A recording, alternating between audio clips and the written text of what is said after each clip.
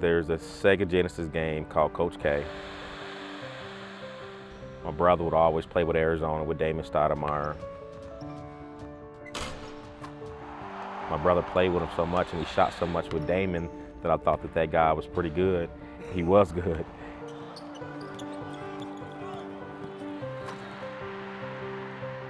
'97, when they won it, they actually practiced at our high school. I actually got to sneak in the back gym, kind of watch Mike Bibby and Jason Terry and Miles Simon, and knowing about Steve Kerr, knowing about Damon Stoudemire, and just kind of seeing how they all played, getting up and down, you know, scoring a lot of points, shooting a lot of threes. I think the standards here is you know, you want to win a national championship, you know, and I think that's every kid's goal coming here. You know that, you know, you're coming out here as a winner.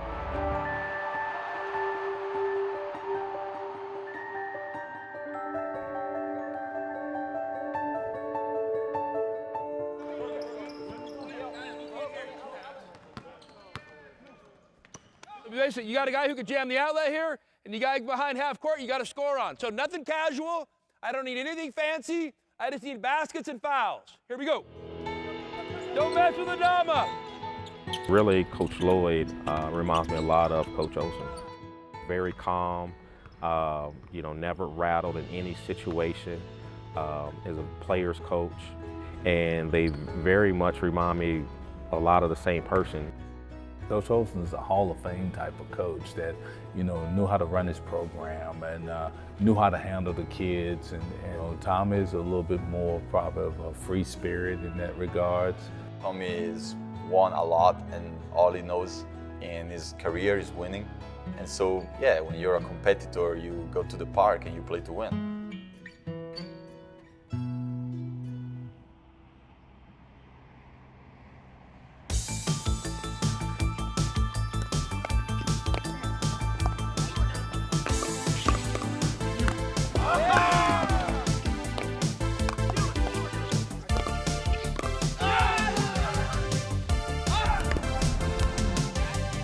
First off, it's fun. You know, I love getting out there in the mornings and hitting. I definitely am not a heat of the day pickleball player. The desert is real. The heat is real down here. And it's been great just getting to know people in the athletic department and kind of staff camaraderie. Yes! Teammates! We have a ton of fun. I mean, I don't know if we're any good, but we get out there and we love competing against each other, talking a little trash, you know, and it's a great way to start your morning.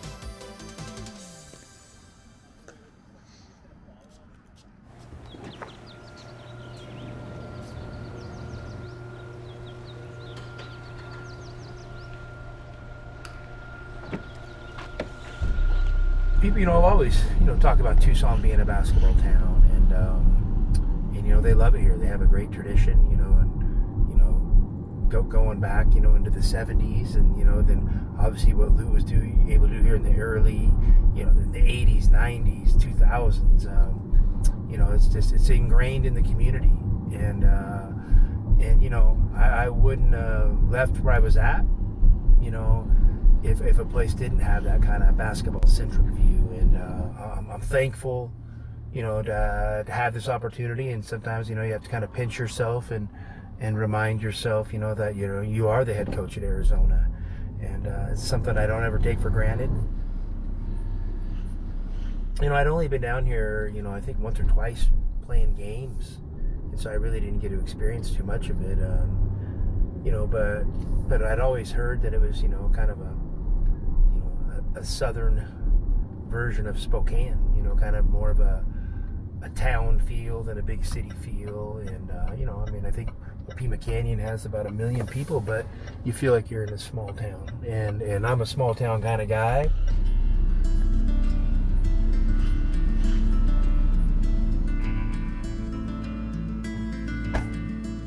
Well, I mean, I grew up a small town boy in Kelso, Washington, and, you know, just took a liking to all sports, you know, and I just always remember playing sports, watching sports, you know, thinking about sports, and I really got excited about basketball and I started putting a ton of time into it. And you know, one thing led to another. Was able to play in college. You know, wasn't a superstar by any stretch of the imagination, and was able to sneak overseas and play at a low level over there, and had a great life experience. My wife and I did, and the next thing you know, I kind of realized is I enjoyed coaching more than playing at that point. So, you know, I think I kind of had the bug, and you know, one thing led to another, and I got an opportunity to go be a volunteer assistant at Gonzaga, and yeah, I mean, next thing you know, you blink your eyes, it was 22 years we were there, and we were, you know, on the cusp of winning national championships, and I honestly thought that was it. I thought I was going to stay and, you know, be the next head coach at Gonzaga whenever, you know, Fois decided to retire, and then, you know, out of nowhere I got a call from Arizona, and things changed a bit. You know, I tell people, you know, really, I've never done a job resume, and I've only done one job interview, and here I am. And so I just got the opportunity of a lifetime, and it's been a little bit of a whirlwind, but it's been awesome, and you know, just trying to enjoy every moment and make the best of it.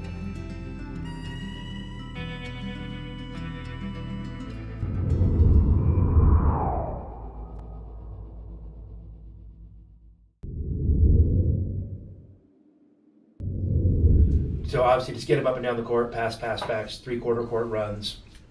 Then I want to go to the cut drill to doubles, and we'll start out 5-on-0. And then so what I'm thinking is like setting up a few ball screen scenarios, like you know, it could be an open one, we come off it, and then the bottom guy corner cuts. Yep. You know, top guy slides a little bit. The big thing is get that guy off the corner. He shouldn't be, you know, he should be flat anyway. Yeah, try for to sure. get him up against the screener a little bit, so then he can just pivot and hit the guy. ride him. Ride him, stick an arm through, and you know, say at the end of the day, I mean, listen, we're just getting through it today, but there'll probably be a lot of switching scenarios, you know, for us if we're really doing it. And then we get a day off, and then, you know, and then we tomorrow can figure out what things we want to clean up, you know, and what direction we want to take it. And that's it. Kid, you good? Let's do it. Okay, let's go. Here we go. Come on, let's go, Grant. Talk it up. Talk it up. I like practice to have a flow to it and move, and I don't like, you know, to be a ton of stoppage, you know, where I stop and I explain every detail of this or that. I mean, I think sometimes you just have to let it go. Good job. We'll clean that up and add some pieces to it. Here's what I need right now. So, hey, go Blues. The court is our classroom. It is our classroom. It's just compared to a professor in his class, whether it's business or English, that's our classroom. That's where the teaching has to start. When you go over top, you can tell him over, over, over, over, so he knows that you're going over, right? Just communicating with him. More pressure, go! Probably the best thing we're trying to do, and I think we do a good job of, is install this winning mentality, this passion and competitiveness for the game. But make no mistakes, we're trying to be the tougher team out there and the most competitive team, and we recruit guys that have that passion and that fire inside. You got a responsibility to score baskets. I'm okay with highlights, but I ain't okay with a bunch of turnovers. Okay, let's go. Here we go.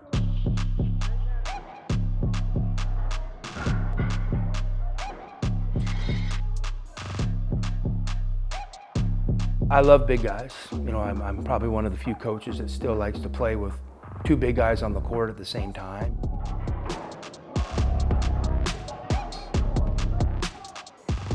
Oumar was with me at Gonzaga, and you know, was a highly touted recruit, but really struggled. And you know, he kind of went into a funk, and to see him be able to snap out of that and really develop. This league is hard, man. I mean, there's so many great big men. And at the end of the day, it comes of physicality, because this league is really tough. And for a big man, you cannot walk away. You need to be really physical, to be ready to take contact, because like every position, you're either getting hit or you hit someone. You know, you know, came in, had a really good freshman year, you know, the year before we got here, and I think he continued to build on that last year. When I left, I always think about, like, I need to be strong, I need to, like, be stronger than my opponents. It's really physical here. in Pac-12, and you just need to be prepared mentally. You need to go hard and compete and help your team get better. I have to do a good job trying to get them to understand, you know, the effort and the energy and intensity it's going to take to play the way we want to play. My role is to create some adversity for these guys. A lot of these seasons come down to how do you handle adversity. You got to kind of help them get some battle scars and develop some calluses, because you know you need that grit and that toughness. Okay, here we go. It was good.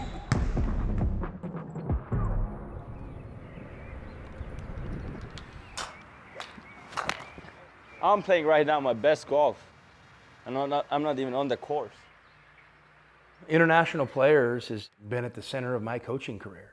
I just think it's really cool when you're able to bring people from all different cultures from all over the world and put them together in a locker room and watch how easy it is to develop great cohesion and chemistry. I mean, it inspires me. I mean, one of the strengths of our country is it's our diversity. I think the same goes for our locker room.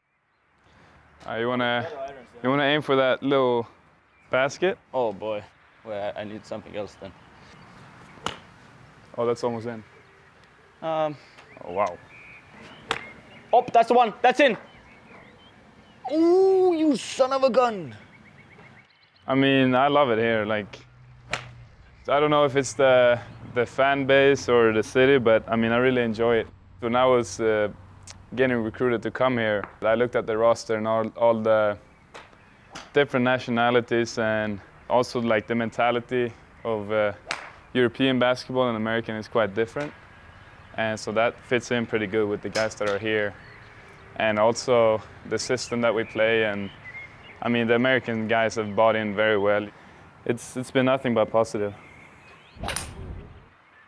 All right, so we're doing a chip off, and you got to finish it with a putt, and least amount of strokes wins. Loser has to walk back to the car. Mm-hmm. Oh, that stop, sit, stop.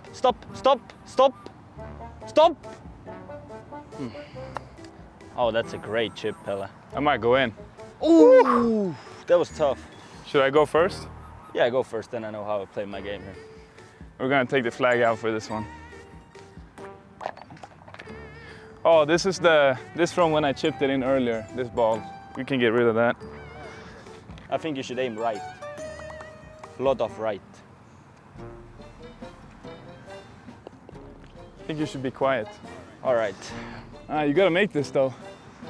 Actually? If I go one up on first hole, it's pretty much over. All right. Silence the haters right here, right now. Oh, whoa, stop. So I won that, or we're playing stroke play? You won that. All right. I give you that one. Here? Yeah. Oh, that's a hard one. Should winners go first? Yeah, this one's not. You gonna putt this? I'm no way. kind of thinking right now, because my putting game from outside of green is amazing. You want me to go first? Go first. I got honors since I won. Yeah, go first. Oh, don't go. Stay. And, okay, that's I'm definitely pretty gonna much putt it now. Probably better than Kerr still. Wait, you actually touched my leg. All right, so go again. Yes. Now I know. I'm telling you can't putt this. Because look, you got to putt it hard out the rough, and then once you get on the green, it's downhill, so you're gonna... Go! I take it.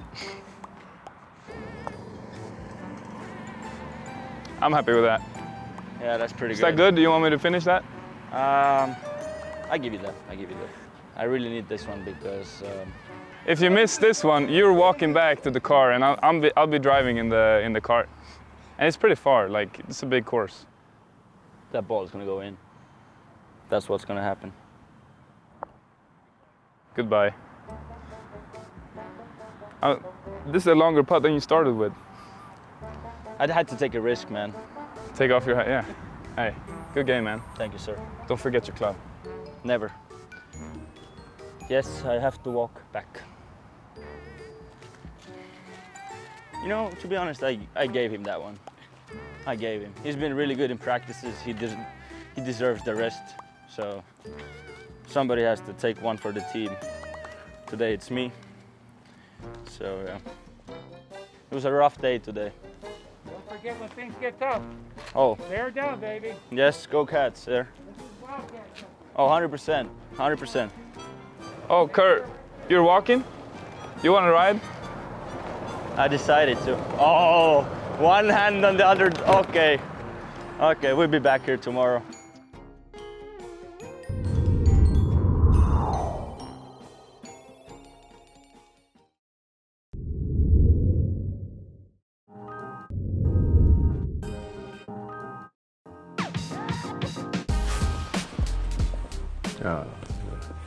Yeah, these are too smooth.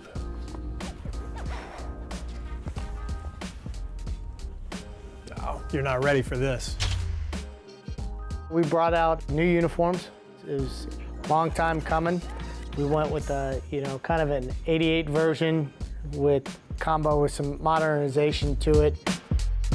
The history of the 88 uniform with Sean Elliott, Steve Kerr, first Final Four run here at Arizona. NBA three-pointer. It was a long time coming. I think first email came in 2018 out to Nike saying, let's start this switch. The whole premise working with Nike was trying to get back to a simple, good uniform that not only the fans love, the players will love as well. It look good, feel good, play good. If they don't have to worry about what's on them and they have it ready to go, they'll play good.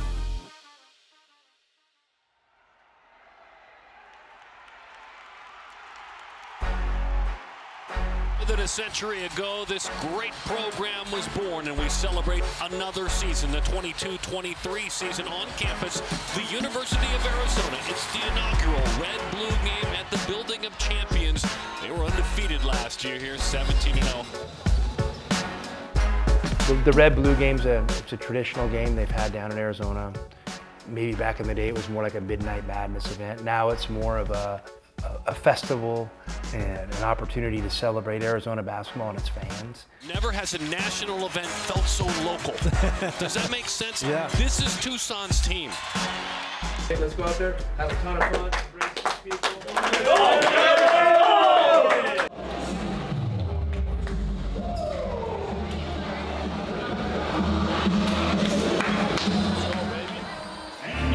Your 17-time Pac-12 Conference champions with 34 NCAA tournament appearances, the reigning Pac-12 regular season champions, and the reigning Pac-12 tournament champions.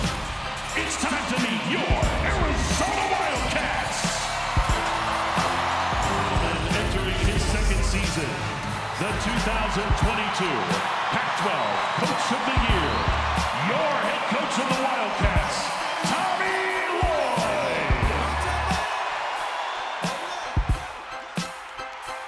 The people in Tucson come out for it. I mean, to basically get, almost 15,000 people, at an open scrimmage, in early October, it's pretty cool. Hey, we love you guys. You guys are amazing. I'm happy to show you our new crew. We got a special group of young men. They're gonna play their butts off for you guys. We're gonna let it rip. I promise you, okay? And you guys are gonna help make McHale the toughest place to play in the country. I know that. It's our alumni weekend, so we got a bunch of former players here. And I see one guy right there, Bob Elliott, right there. Okay? He's in the rafters up here. Okay? He was educating me a couple of days ago. Only player in Arizona history with 2,000 points and 1,000 rebounds, right there. We're gonna bring back some memories for you guys. And I'm gonna start it off bringing back one of my favorite Wildcats, the Jet, Jason Terry. Come on out, let's go. It was really cool. We had a star-studded cast, and to get DeAndre Ayton to come back for one of his first times, and Raleigh Alkins came back. It was the first time I got to meet him. Lowry Markkinen came back. AJ Bramlett from the '97 team. Then you bring the host, Richard Jefferson. What's up? You good? Made it. I made it. Hey, I appreciate the effort, man. you're 18 and you're playing in this environment, same as Gonzalez, it's like you mature quick. Yeah. Every game feels like a big game. Yeah. He's playing in a practice right now and it's sold out. Yeah. So I always think that those things help you understand the magnitude. The history of Arizona basketball, it's amazing.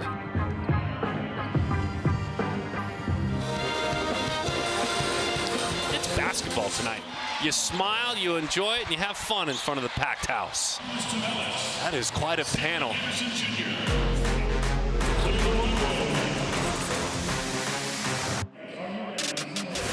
Whoa, okay. How about that? My goodness. Pretty impressive right there. The red-blue game is a celebration. It's just a celebration at the beginning of the season.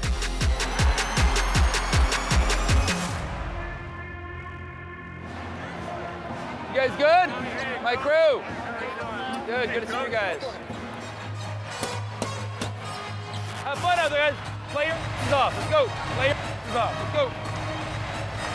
When you come play basketball at Arizona, you're going to be on a big stage. And people are going to be watching you. So the more experience you get playing in front of people, the better. Ball and Kriisa work together. Ballo takes that one home. Do you remember the first red-blue game for you? I do. I had a quadruple double. See, guys like me that come off the bench always remember their stats in games like this. When he gets the ball in the open court, it is over. Hey, he's trapping your ball screen, so you got to slip it. It's the tradition and the legacy that you can't buy.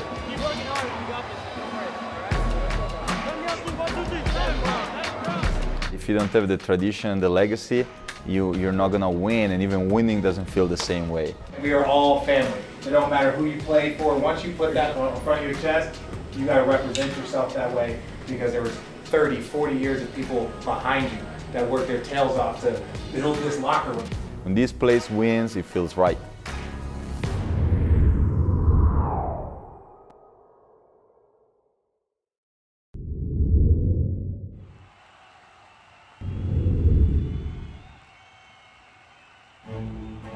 The Arizona Wildcats, defending Pac-12 champions, get set to tip it off. 1, 2, 3, 1, 2, 3. College basketball season, it's finally here. #1 rated offensive efficiency team in the country. That's Arizona. Every time you play Arizona, you feel like it's gonna be hard. We play Arizona, like those guys are tough. Those guys play together. Those guys, like, there is a tradition of winners that goes all the way back, and it never stops. And that's where we want our guys to just keep pushing the tradition. Tubelis running the floor. Wow, Ballo right there, too deep. Too deep. Yep, too deep. Up top, and there you go. We want to sustain a level of success. We had success last season. We'd like to be just as successful this season, if not more. Destiny high off the glass and in. Open 4 and 3. Arizona flexes its muscles.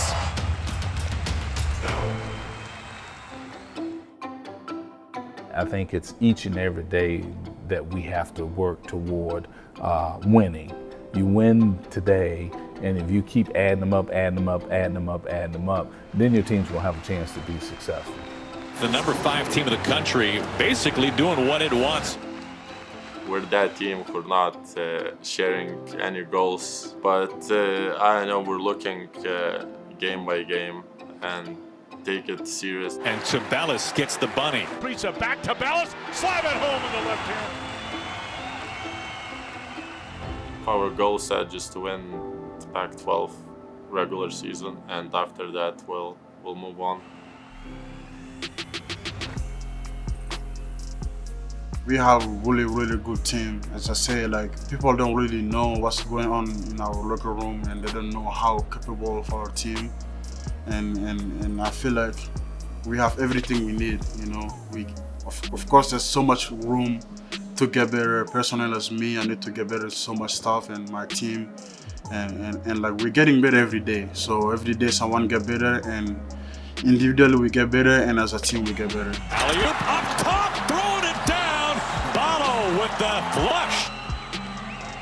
the brotherhood, you know, the love that we have in our locker room is special. And as long as we keep that positive energy in the locker room, we will be fine. Because I'll know, like, if I mess something up, my teammates gonna clean up for me, and they do it because they love me. So at the end of the day, I feel like our relationship on the court and off the court is what make us special.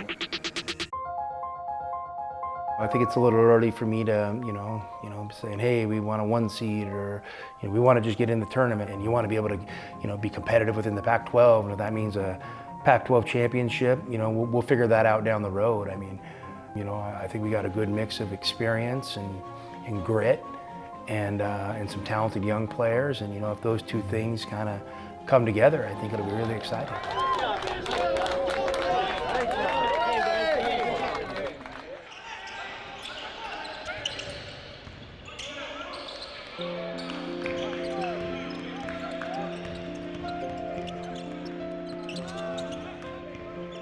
In my mind's eye, you know, it's a team that plays fast, plays with great fundamentals, plays together, you know, shares the ball, you know, defensively, plays with great intensity, is connected, you know, loves pressure on the ball, and you know, they're ready for the battle. You know, the history of Arizona basketball, it's amazing, and you know, and I think when you sit down in my seat, you know, maybe it could be a little bit overwhelming, you know, at times, but you know, it's their program. You know, I've been chosen to lead it for this period of its history, and you know, and it's something I know is important, and I take very serious, and I want to do everything I can to honor them, and then honor the program, you know, the way those guys would want it honored. It's, you know, a little bit overwhelming, but you know, I'm thankful to be given the opportunity.